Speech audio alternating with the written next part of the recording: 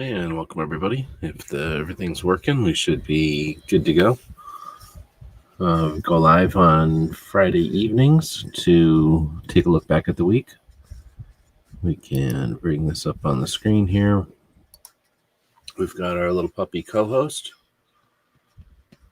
joining us this evening. It's getting colder, so he comes up here when it's cold and he joins us for the show. As you can see, he's lounging on the thumbnail for this evening's show. We're going to be taking a look on the screen here at our Substack. We also put this information out on our Patreon blog, which is essentially a blog. And then the idea is that we'll take the audio from this and turn it into a podcast. And that'll go out as an audio version of all this information. Tonight we'll be taking a look at the news of the week that's focused on what our Second Amendment protects. We'll be taking a look at the projects and people that are working towards our Second Amendment as activists. Then we'll talk about gun stuff, which is different than Second Amendment stuff. Then we will talk about some radio shows, essentially. Here we go. Some radio shows that are focused on what our Second Amendment protects. We'll talk about gun calendars if we've got time. And some military interview shows that are worth listening to. And finally, we'll talk about our projects that we worked on this week. So this is a live show. Welcome to the people that are joining us live. I see some people are joining us already. Feel free to be part of the show. This is the internet. You have the interactiveness that we didn't have growing up on television or radio or even movies. Now people can react in real time. So we record these live to incorporate that. So be part of the show. It's episode 1860, 1,860 episodes of this show. We started out back in 2016, and the show has evolved over and over the years. This is our 10th season, and this week, as you see here, we'll be covering a bunch of different things. Let's dig in. Welcome, everybody. So, news starts off with most of this, actually all of everything this week comes from the NSSF, the National Shooting Sports Foundation. Comes from their newsletter that they send out on Friday mornings called the, I'm drawing a blank, why can't I think of the Government Relations newsletter. They do quite a few things in the community, and they have quite a few newsletters to deal with those, but I find that's a pretty straightforward industry-related newsletter, and then we filter it down quite a bit here. So the Harris campaign had Waltz out there hunting. Lots of memes and commentary on that. Seemed kind of like a failed attempt, so to speak. Since he couldn't get his gun to work very well because he wasn't very familiar with it. I'm curious to think what people think. Why would they even be wasting their time focusing on that? There certainly can't imagine gun owners are going to vote for him, or do they? Or is it an appeal to the middle of the road, or is it some sort of? I'm curious. I haven't heard much commentary on why the campaign would be doing that right now.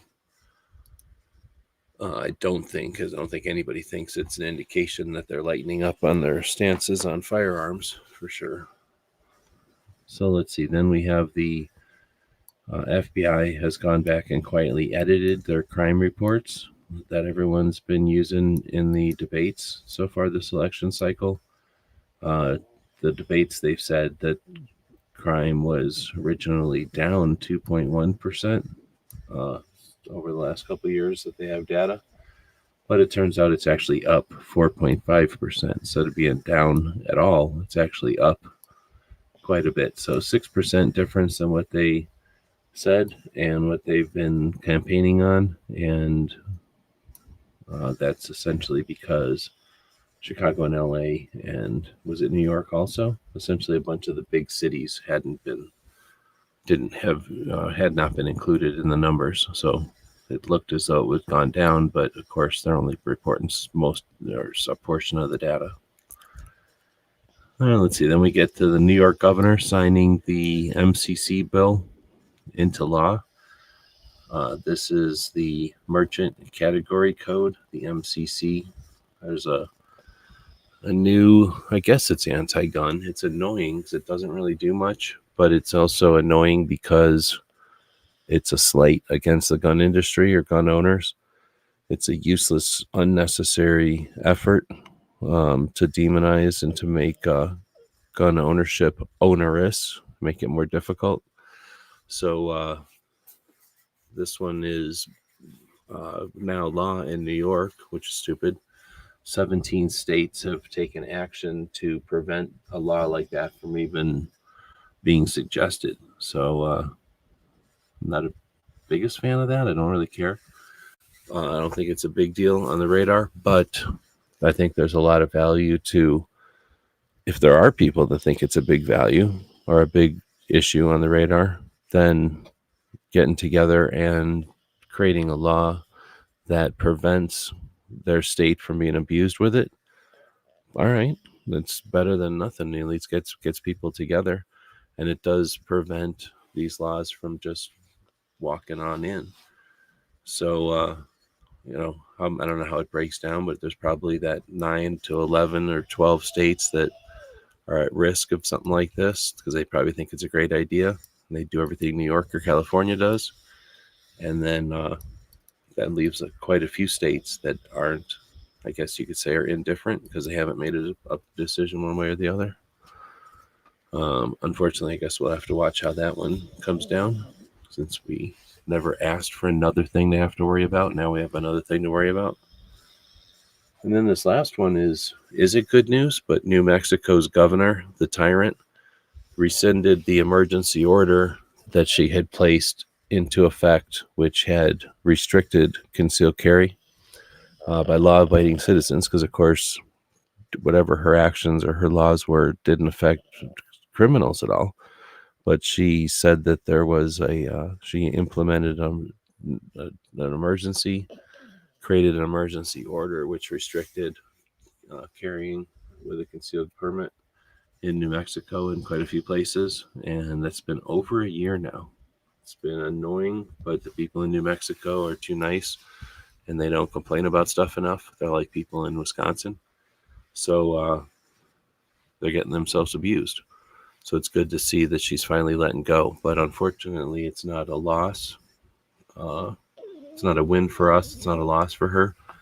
She evidently is about to face re-election, so she turned off that emergency order, probably as some sort of a way to claim victory over something. Like, oh, look what we did and look how it worked. We created an emergency, and then we suggested that we solve the emergency also. Hey, Bob, how's it going? Do you want a link? Join in. I was just talking about the beginnings of the show back in 2016. This is my new co-host, little dude. He's very sleepy, though. He sleeps a lot more than you did on the show. In the hot parts of the year, he ditches me. But in the cold parts, when it's getting a little cooler like this, he'll come back up and hang out. But, yeah, good to see you out there. So we're getting into the Second Amendment portion of the stuff here. And one of the things that happens each week is a focus on mental health. A Great Start Shooting School. She's helping to normalize the conversation about mental health, letting people know that 2 out of 3 deaths with a firearm are from suicide. And instead of just ignoring that fact or, being aware of that fact, creates a focused conversation about this on a consistent basis every Saturday, so that we can incorporate mental health into our conversations and our understanding for both conversations with gun owners and with people on the other side who hate guns, right? They're all being manipulated and exploited. They're using numbers, and most of those people who are being affected like that probably really have never really paid attention to the numbers. So Brooke does excellent work over there every Saturday. She does a less than half an hour usually, focused conversation along with all the other things she does as a firearms instructor. Let's see. Then we get to Melissa over at Dragon Man's, and I think Bob and I drove past Dragon Man's more than once, right? We didn't even know about Dragon Man's back in the day, did we? I'm trying to remember. But every once in a while, she'll go off into the museum to talk about the politics in Colorado. So Colorado has quite a few ballot propositions coming up, from taxing to hunting and I guess how they vote. And Melissa goes through and talks about that in detail.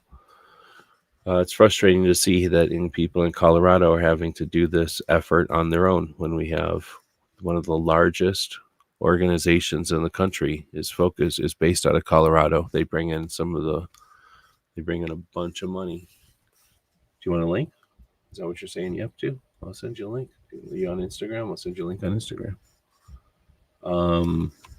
So thanks to Melissa for posting this, and there's some other individuals in Colorado that are getting the word out. But again, we have one of the largest entities in the community based in Colorado, and they're still under attack. You would think that they could at least keep their own state cleaned up, but they're essentially silent.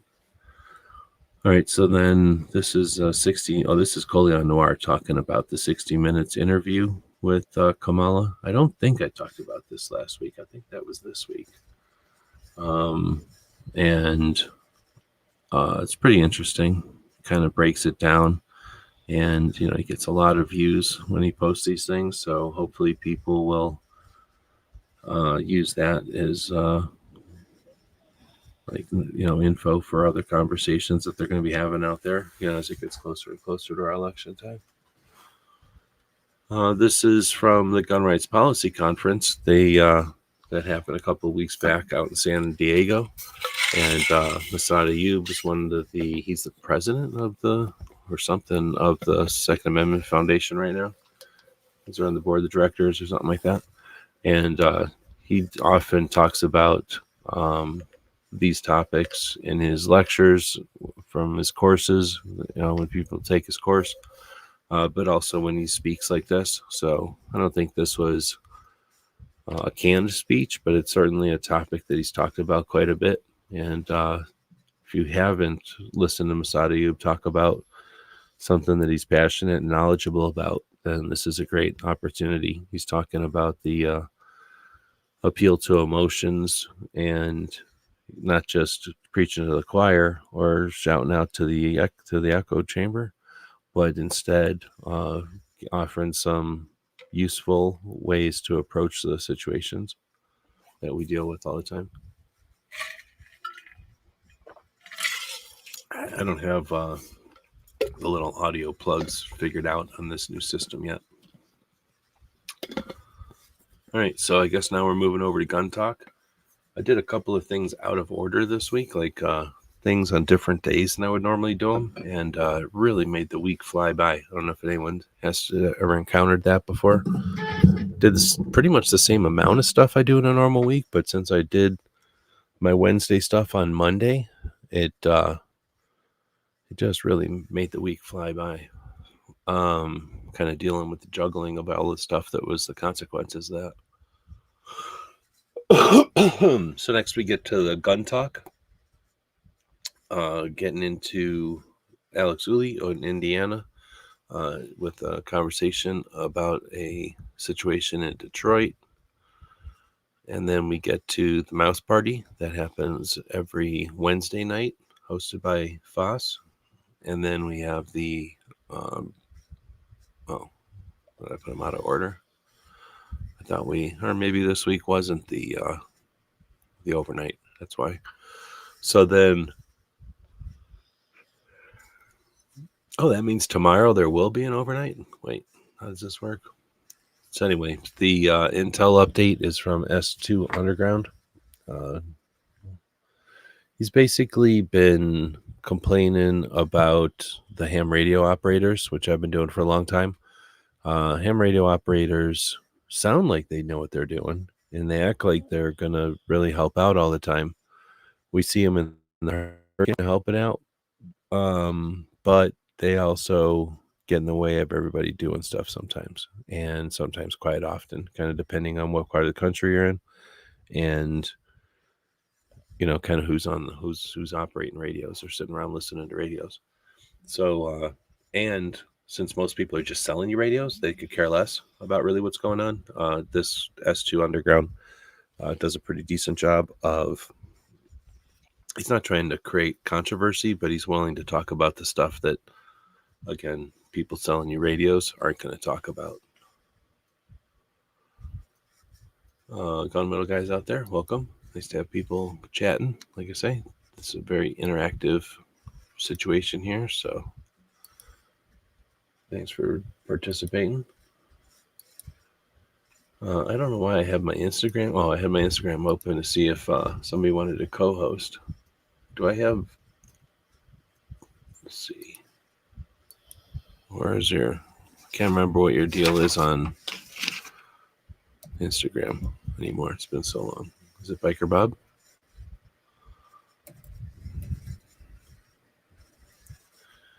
It is. Do you want a link? Whenever Bob posted last, there was snow all over the place, so it's probably a year ago, right?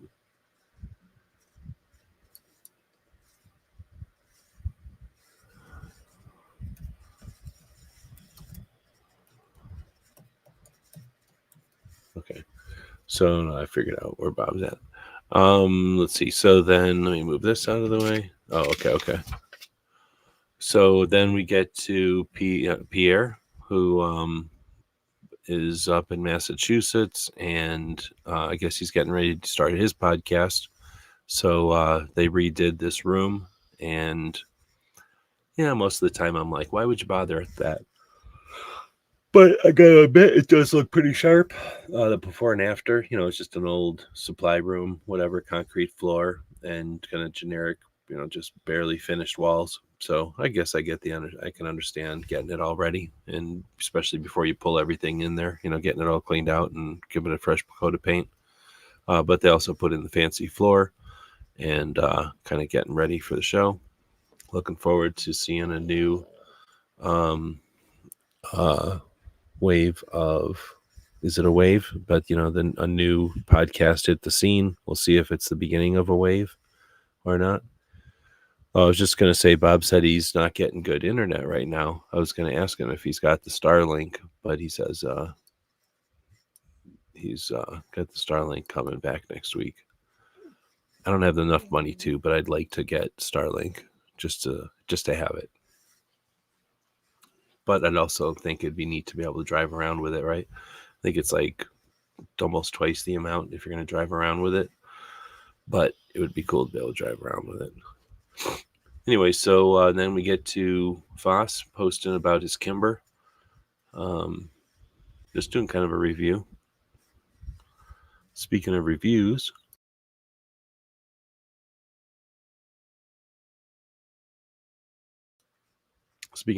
we got Milspec Monkey up at TriggerCon. He's been dropping the videos every so often.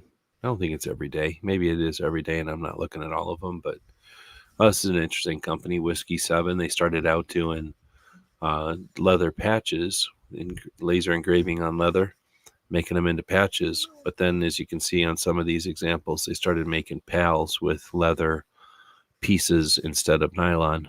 And it makes perfect sense. I can understand why somebody would do it. I just don't think I've ever seen anybody do it before.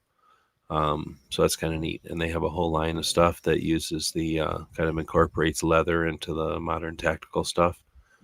As I'll often say, Milspec Monkey's been doing reviews at shows forever. He literally started it with let's see, Milspec Monkey, Military Moron, and SMG Lee. Those were the three that started it all. And me and what's his name, Boje, and was that his name? No, but yeah, I think it was from Gun Blast. We kind of came along right after those two, or after those three, and those three were actually more like the forums, and me and Gun Blast were YouTube. But anyway, that was a long time ago, and Spec Monkey was making video reviews before I was, or while I was still making picture reviews. Then we has another one from a place called R something X. What is it? RIX. And this is a night vision company. Pretty interesting. This one on the right is a double tube night vision, but that thing underneath is a clip-on clip-on thermal. So it's a thermal optic add-on that you can add on to a whole bunch of different, pretty much any thermal that has a 30 millimeter tube with a little ring that goes around the tube. So super neat. Like the idea of being able to have your standard nods and then add thermal to it as an overlay. Really neat. Future's coming quick. This is a $4,000, $6,000 with the nod, with the thermal, which is coming down a lot. Seems like a lot of money, but not when you think about how much it would have cost you 10 years ago or 5 years ago even. I haven't watched this one yet, but I'm assuming it's a good one because it's Monkey. He knows how to make a video. And this is the Steambow. I don't know if Bob has seen these things before. They're little crossbows, but the way that you cock the thread back is by kind of leveraging down or levering down the stock. So it's a little short crossbow, super well made. You cock the handle down, or it's not the handle, you cock the stock down, or kind of lever the stock down, and that brings the string back, and then it cocks it and everything. And then this top part is a magazine that holds like 6 of the arrows. So each time you pull the trigger and cock the stock, you'll rack it and bring another arrow down. So it's essentially a semi-auto, or at least a magazine-fed crossbow. Pretty neat. Let's see. Dylan's saying, whatever happened to Haas? It's been a long time since I've seen Haas. He's probably living life off of YouTube, I imagine. Hopefully he's having a good time. But I talked to some people who knew Haas a while back, but haven't talked to Haas in a while. So next up is, that goes back even further than Bob.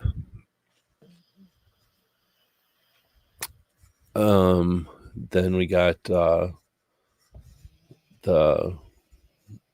our friend Rob, who has been posting the AK-47 catalog.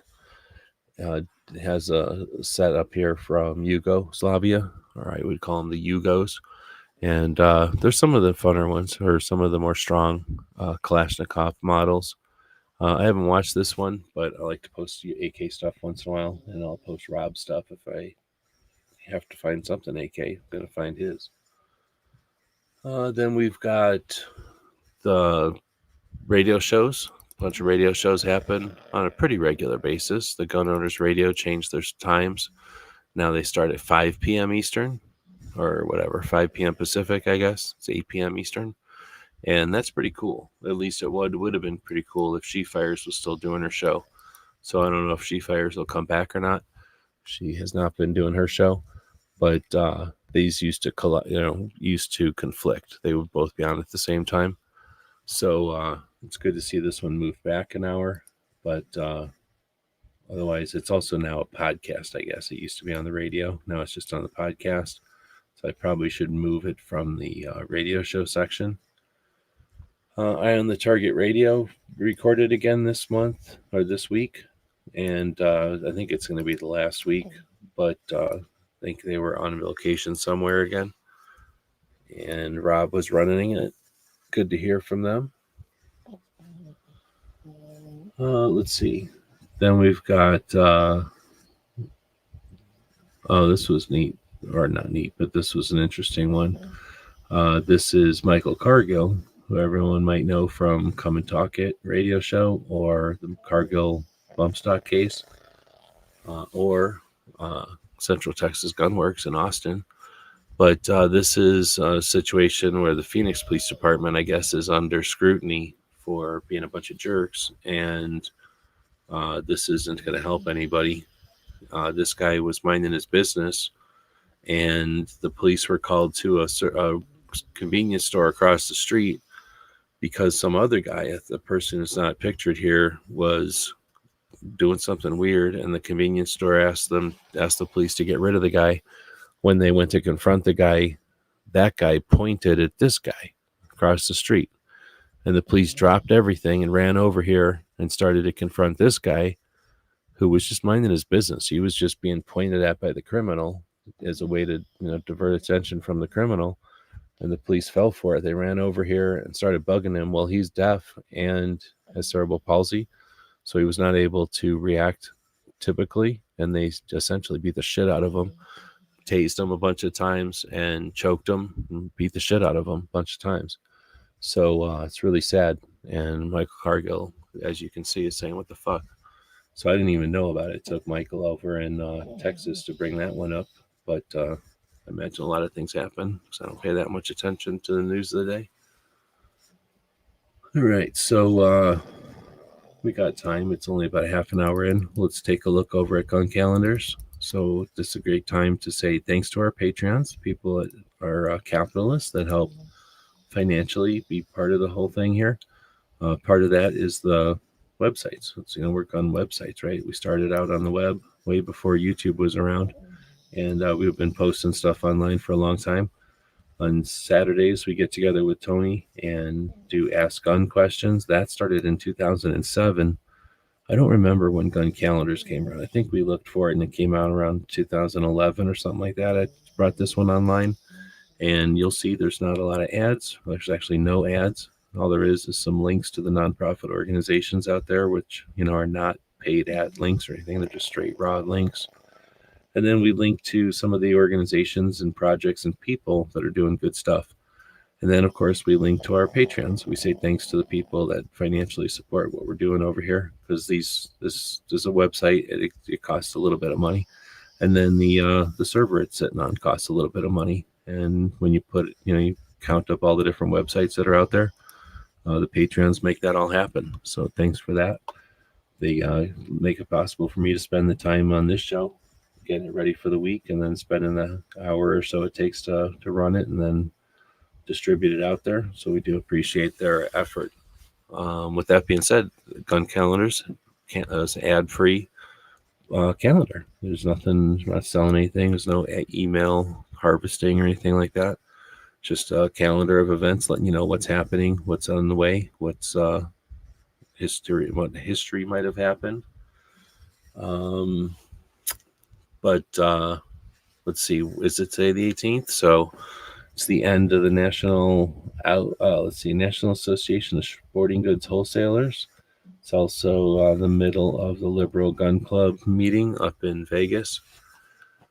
Let's see, yesterday we had the anniversary of Surefire being started back in 1979. Unfortunately, this coming Tuesday will be the anniversary of the Gun Control Act being signed in 1968. I don't have much in the calendar until next weekend, which is a couple of things happening. On Saturday the 26th, that'll be the anniversary of the gunfight at the OK Corral. Bob's out there, and we had been at Tombstone the last time you were out here, I think, right?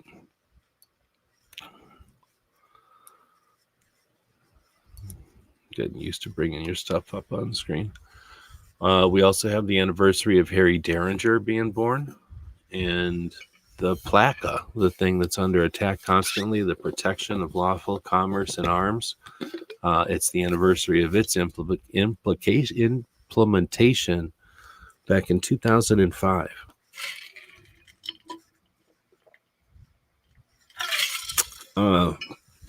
I mean, I was around in 2005. I wasn't paying attention to that. I don't think. Not very much, at least. We did have the websites and everything, but laws weren't a big thing. We had just got rid of the assault weapons ban, so everybody was thinking about what guns to build more than anything else. But what was happening is Glock was getting sued by, were they getting sued by Louisiana or somebody? They were getting sued by somebody. And I learned all about this from a book called Glock, The Rise of America's Gun. And it is a great book to read. It's called Glock, and it's about Glock, but it's really about the gun industry, the gun culture of the United States, told by a professional researcher and writer who's not a gun guy. He's not anti-gun, I guess. He might be, but he's not really. He does. If he is anti, he's not super anti. He doesn't let it come across in his writing. He's probably not a gun guy. I mean, I've met him, and he's not a gun guy. He'll tell you that. But he was, what's the word? Like, he was willing to learn enough to not be dumb about it. Like, it's a good book to read. And in that book, you'll learn about all kinds of things and how they relate to Glock. And one of the things is the states, or no, these entities started to sue firearms companies. And when you think about the Ring of Fire guns and the Jennings specifically, that company got sued for an unprecedented amount of millions of dollars based on the negligence of a parents and the accident or the negligent discharge, the accidental discharge that resulted in the damage to a kid by a babysitter. And it was a horrible situation in California, and that resulted in this unprecedented lawsuit where the negligence of an individual or series of negligent things resulted in damage to a kid. And that was going to be the new anti-gun thing. They were going to start suing everybody and just tie up the industry. That was their new thing. So in 2005, I don't know who did it, but somebody, one of them, what do you call them people? Politicians, representatives, came up with this idea of protecting the firearms community from frivolous lawsuits that have nothing to do with, negligence in their production of firearms, but have to do with the use of guns by criminals and the lack of guilt of the companies, right? Let's see. Mario's out there. Welcome.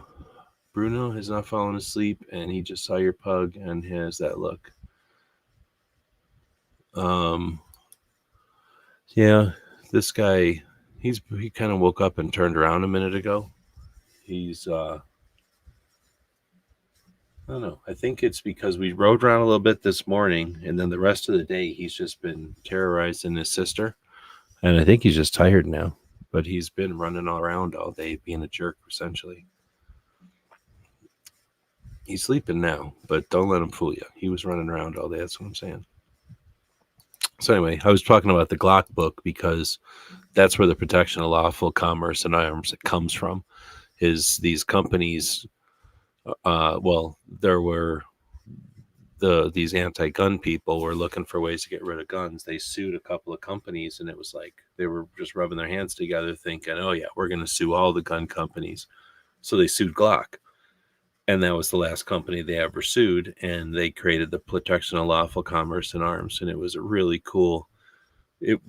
Some people would say it's 4D chess, or they just set themselves up accidentally and just had it all figured out. But Glock really played the anti-gunners. It was really cool. It was one of the things when I read that made me like Glocks even more, because they really have a lot of influence in where we're at today. Anyway, so we'll keep moving. Let's see, we got Halloween coming up on next Thursday. No, 2 Thursdays from now. We'll talk about Halloween a little bit more, I guess, in a bit. Robin Moore was being born back in 1925. Let's see. Then we have the first day of American Indian Heritage Month is coming up on November 1st. Oh, wow, November 1st. It's that far along in the months? I guess it is.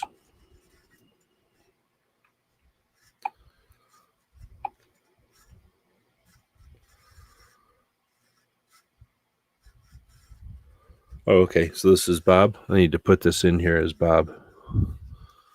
Oh, wait. Make sure I'm not showing a phone number. There's Bob's pup.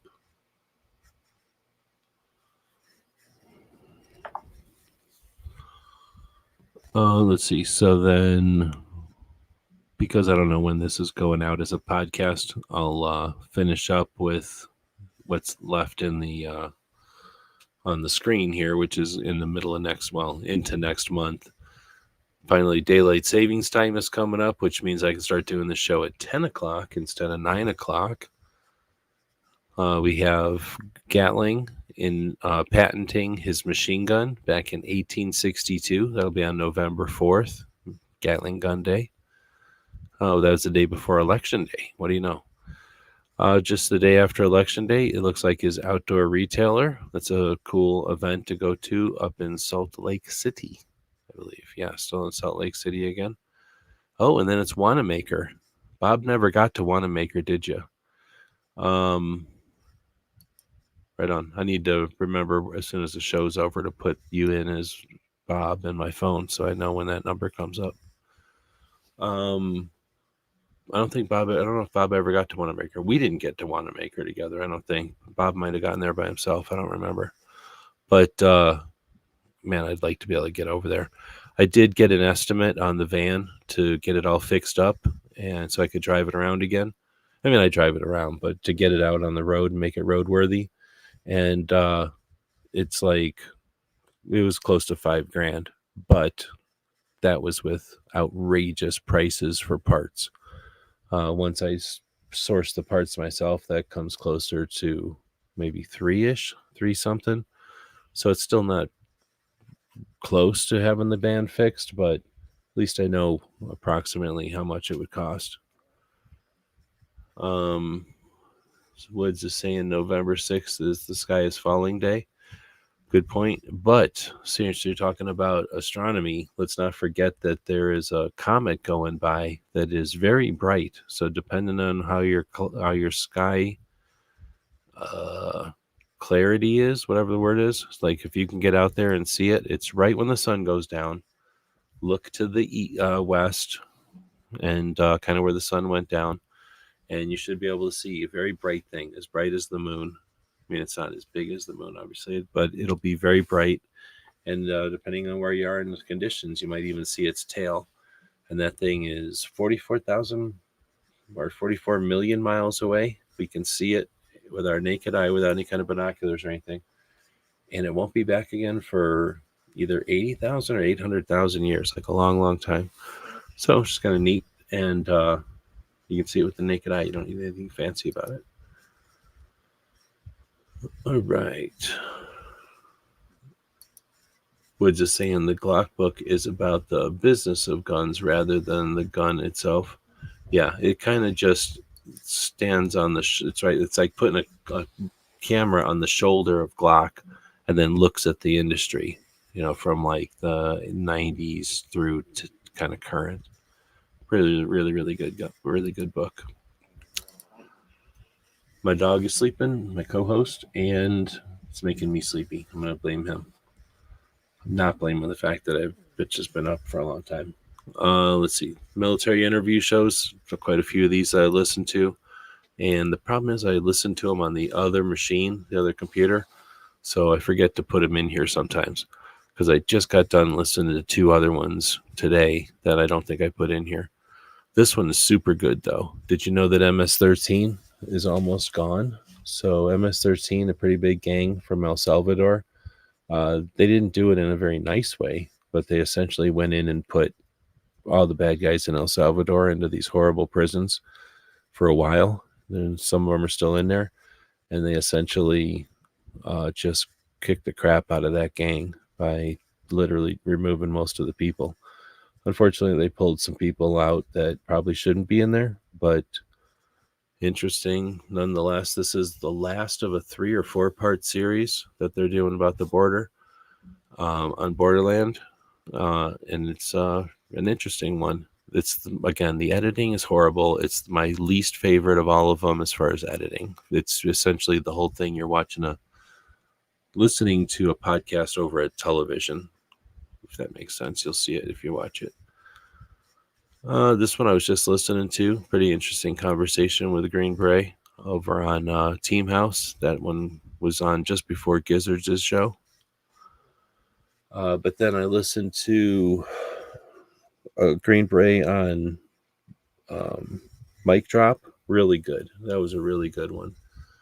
Oh, here it is. Johnny motherfucking Glenn, episode 209. And it's like a 3-hour podcast. It's a good one. Very, very chill, head on his shoulders, like a lot of really good perspectives on stuff. And 21 deployments. So, no, over a dozen deployments. I think he said he had 16 deployments or something crazy like that. So, definitely a lot of experience and a lot of great perspective on everything. All right, then we get to our projects, what we did this week. Tony and I get together on Saturdays whenever he can. I can usually make time, but on occasion, sometimes I'm driving around or something and we don't do it. But most of the time we get together on Saturdays. We're up to episode 99 and we answer gun questions. Just said the Patreons make it possible for us to have all these different projects out there. One of them is Ask Gun Questions. So if you type in Ask Gun Questions into the internet, hopefully our website will show up here so that you can ask the gun question there. Maybe I need to work on my put some keywords up there or whatever. Dang. But if I shove it together, maybe it'll get back to it easier.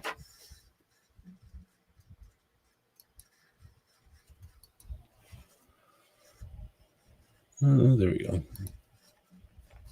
So there's no ads or nothing. It's just that same group of links to our projects, and then Second Amendment Foundation and Gun Owners of America and JPFO and Citizens Committee for the Right to Keep and Bear Arms. But aside from that, we just have a bunch of links to people who do interesting things and are doing stuff for the Second Amendment. And all you got to do is ask a question. We're not trying to harvest your email or nothing. You can add a link if you want, but there's nowhere to even put your email. So it's just a bunch of questions that have come in, thousands of them, I guess, at this point. And anything new that comes in, Tony and I will address them. We're not experts. We're just old people that have been doing this for a while. So you get our opinion on stuff, and then it gives us a chance to riff on things. We did another 3-hour show this week, so it's definitely a show if you like listening to stuff or be part of the show. Come join us and make the show even bigger. Let's see. What's it saying? Asking gun questions is super easy. It is. Thanks for helping with that. And then, are we doing one tomorrow? Yeah, I believe so. I probably need to be selling these Halloween things, but I'll be doing that show around it, or I'll be doing that around the show. So today I went live, and I've been collecting Halloween stuff over the year. You know how it is when it's not Halloween. People get rid of Halloween stuff cheap. So I bought a bunch of Halloween stuff, and I'm going to be selling it cheap. So if you're looking for any kind of Halloween stuff cheap, then go check out. I think I spent about a half an hour. DJ was over there and was just pulling the stuff out of the various boxes and bins and putting it all together. All kinds of rubber masks, and then some rigid like plastic masks, and then wigs and makeup and jewelry and clothing articles and things that are all Halloween related. So I'm putting all that stuff into boxes and selling it cheap. So if you want any of that stuff, pay attention or stay tuned this weekend. I'll probably be doing that on eBay and whatnot and other places. But if you want a sneak preview, head over and check out this video. And almost anything. There's a couple of 3 things I'm keeping out of there, but almost anything you see in that video, let me know. And especially if you're a Patreon, then I'll just send it over to you. That being said, I think we're about done, and we did that a little less than an hour this week. So thanks everybody for being part of the show. We had Woods out there, Bob, who the show wouldn't even exist. That back in 2016, me and Bob were like, maybe we should do this. We started doing it. Mario, it's been a long time, and Dylan, welcome. And I think that was it. No, Gunmetal Guy, right on. Always good to see you out there. And with that, if you wanted to be part of the show, you could have been, but you didn't. I don't know if you're on Instagram. I think we were live over on Instagram tonight. When I turn this off, it'll automatically go to the end of the show, I believe. So how do I do that and get everybody back? There's the puppy co-host. Nobody wanted a super chat. It's not that you hate the puppy co-host. It's just that you didn't care that the puppy co-host gets a treat every time he gets a super chat. So even though there was no super chats, we're going to pay the puppy co-host anyway. What are these? Hemp treats. What are these? These are hip and joint. I give him these because even though he's a little boy, or he's a baby boy, I feel like his back legs are eventually going to go out, so I might as well give him the hip and joint stuff right away. That's a stretch right there. That's a stretchy. All right, well, so thanks again to everyone. See you, Bob. Good chatting with you. Maybe he'll get one more biscuit.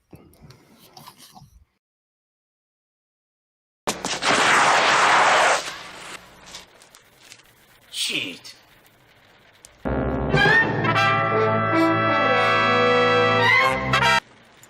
Ninja? Ninja! Ninja!